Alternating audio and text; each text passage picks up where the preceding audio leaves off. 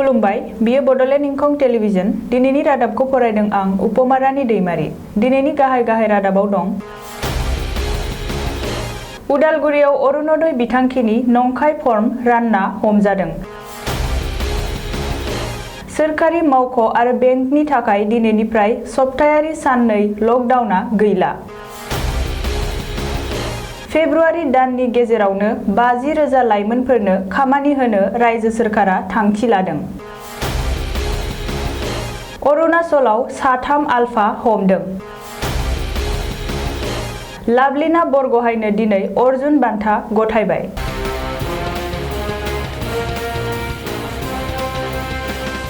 दानिया आबुं रादाब।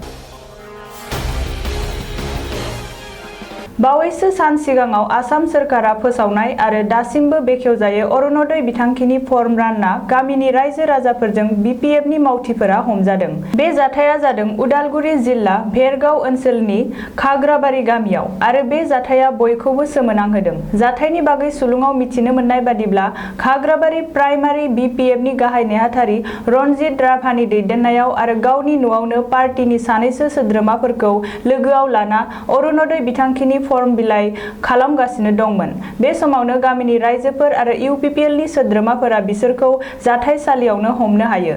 बेजों लोगोसेनो 64 नं पानेरि बियाबनि एमएलए कमलि बसुमतारिया मावहोदों होननानै हमजानाय सोद्रोमाफोरा रायजोफोरनि सिगाङाव सिमान लानो गोनां जायो।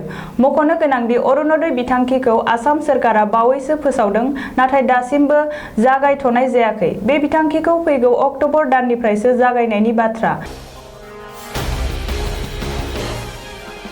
सप्तायारि साननै लकडाउना दिनैनिफ्राय सोरखारनि मावख' आरो बेंकनि थाखाय गैला।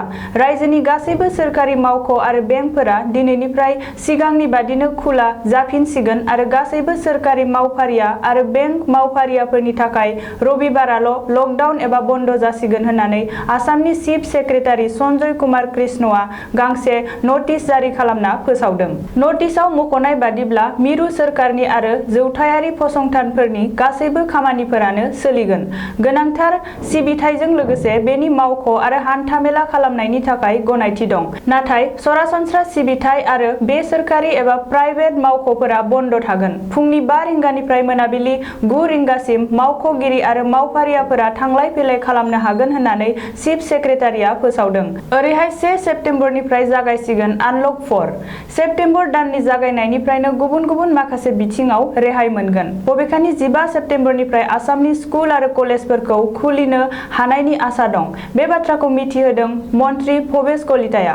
मख'नो गोनांदि रायजोनि गासैबो स्कुल आरो कलेजखौ खुलिफिननो थाखाय सोलोंथाइ बिफाना लाहार फाहार खालामनायाबो सोलिगासिनो दं आरो सेप्तेम्बरनि जागायनायनिफ्राय 15 सेप्तेम्बरनि गेजेराव स्कुल कलेजफोरखौ सेनिटाइजार खालामनाय जागोन।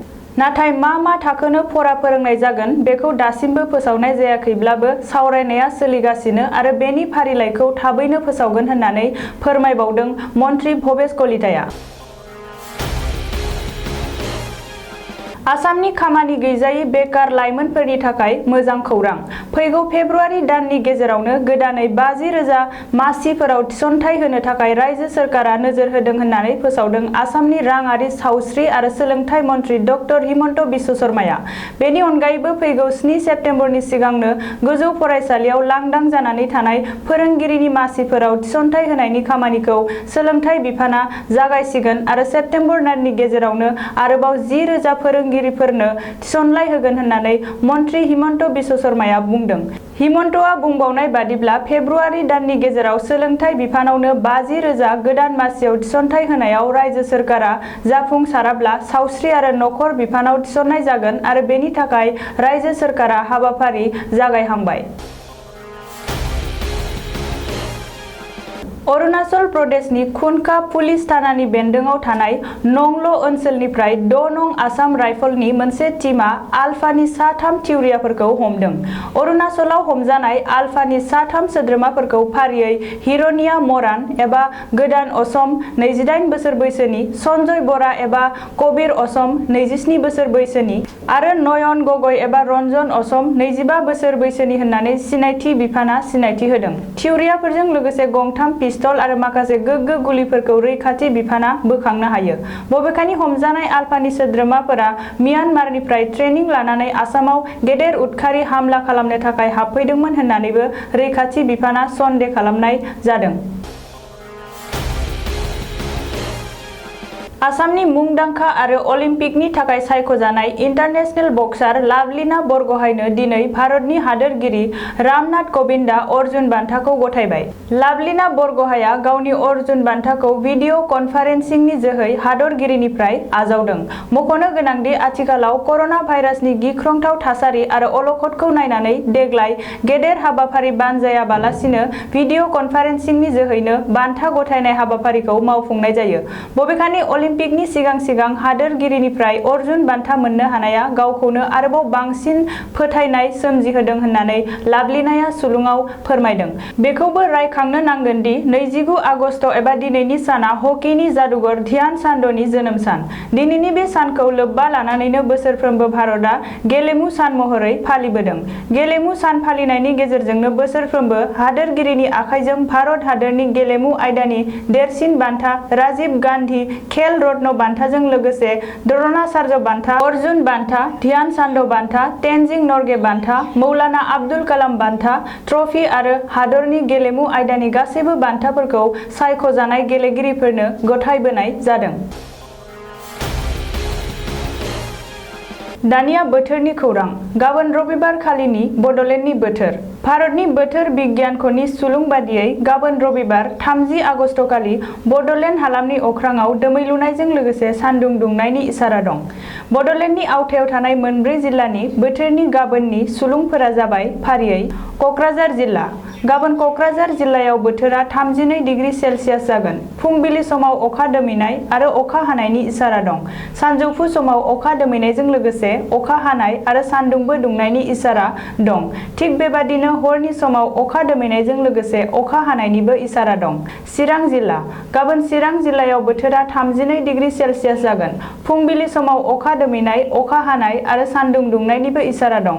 सानजौफु समाव अखा दोमैनाय, अखा हानाय आरो लोगोसे सान्दुं दुंनायनिबो इसारा दं।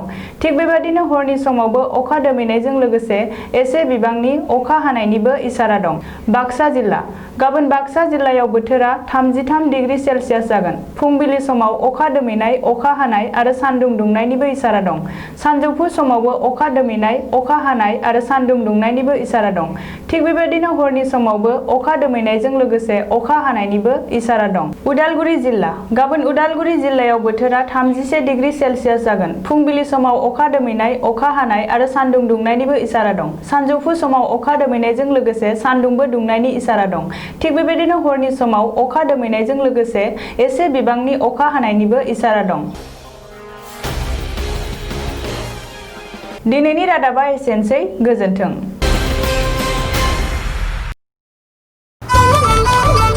खुलुमबाय, आं रिंकु मनि नार्जारी। बड'लेण्ड इंखं टेलिभिजननि स्टुडिअ'निफ्राय फोसावनो सिगांदों मोनसे गोजोनथाव खौरां। बड'लेण्ड इंखं टेलिभिजनआ बानजायनो लादों अल इन्डिया लेभेलनि मोसानाय बादायलायनाय बड'लेण्ड डान्स मास्टार सिजन 1।